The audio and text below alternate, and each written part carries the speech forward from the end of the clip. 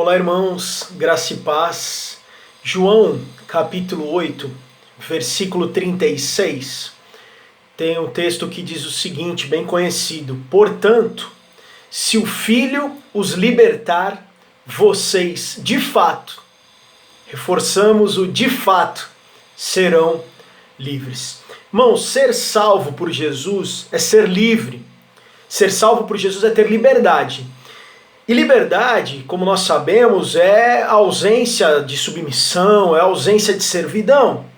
Agora, como é que nós podemos falar sobre liberdade se estamos, digamos, presos, se estamos confinados? E, irmãos, e não é só uma prisão física, porque nós passamos pela situação da pandemia, impossibilitados de ir e vir, de fazer muitas coisas. Mas o que nos assola também, muitas vezes, não só hoje, ou em qualquer momento das nossas vidas, muitas vezes é uma prisão mental. É a sensação de que nós perdemos essa liberdade, ou que não temos nenhuma liberdade. Mas se nós pensarmos que não temos liberdade por causa da situação que passamos, nós estamos, irmãos, completamente enganados. Porque em Cristo nós temos a verdadeira liberdade. Em Cristo, de fato, nós somos livres. E essa verdadeira liberdade em Cristo nos assegura, primeiro, que existe uma libertação, que nós estamos libertos de qualquer culpa. Irmãos, o pecado é uma quebra de contrato, como se fosse uma quebra de contrato que deve receber, então, uma reparação. E usando uma linguagem bem direta, uma linguagem cristã bem direta, nós, além de pecadores, nós também somos pecadores culpados. E a nossa consciência deveria nos dizer isso de forma muito clara. Ninguém que não tenha sido perdoado pode se considerar livre. Liberdade começa com perdão. E 1 João capítulo 9 diz que se confessarmos os nossos pecados, ele é fiel e justo para perdoar os nossos pecados e nos purificar de toda injustiça.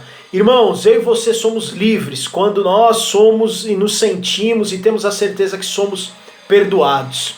A segunda coisa que a liberdade, a verdadeira liberdade nos oferece é a libertação do nosso ego.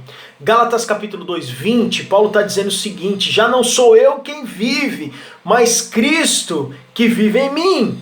A verdadeira liberdade, irmãos, impede que eu e você sejamos absorvidos nos nossos próprios interesses e nas nossas ambições, muitas vezes egoístas, sem qualquer consideração pela glória de Deus e pelo bem-estar do nosso irmão.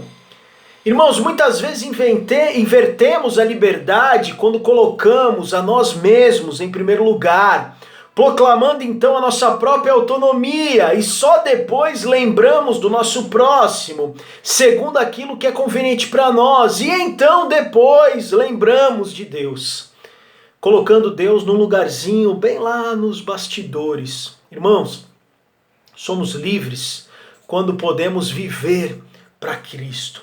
A terceira coisa que a verdadeira liberdade nos oferece é a libertação do medo. Irmãos, nós vivemos atormentados pelo medo. Medo da doença, medo do luto, medo da velhice, medo da morte, até mesmo medo do que nós não sabemos, o medo do desconhecido, do oculto. Irmãos, quantos nós conhecemos que batem 3 vezes na madeira, cruzam os dedos, carregam amuletos, se recusam a sentar na poltrona de número 13, a passar por debaixo da escada. Irmãos, o medo traz para nós uma dose de paralisia. Ninguém que tenha medo é realmente livre. E nós esquecemos que Efésios capítulo 1, versículo 22 diz o seguinte, que Deus colocou todas as coisas debaixo de seus pés e o designou como cabeça de todas as coisas para a igreja. Irmãos, todas as coisas que tememos estão debaixo dos pés de Cristo.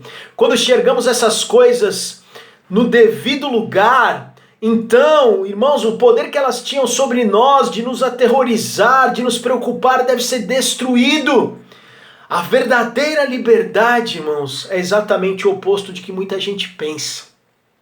A verdadeira liberdade é termos a certeza que somos perdoados, é termos a certeza que não devemos temer porque Deus está conosco, É também a consciência que precisamos viver responsavelmente em amor a Deus, em amor ao próximo. Não sou livre quando vivo para mim mesmo. Quem faz isso é escravo do seu próprio egocentrismo. E isso depende de nós. Marcos 8,35, Jesus está dizendo, pois quem quiser salvar a sua vida, a perderá. Mas quem quiser perder a vida, por minha causa e pelo evangelho, a salvará. Irmãos, se nós pudéssemos parafrasear esse texto, nós poderíamos dizer, se você insiste em apegar-se a si mesmo, e em viver para si mesmo, recusando-se a desligar do seu próprio eu, você está perdido.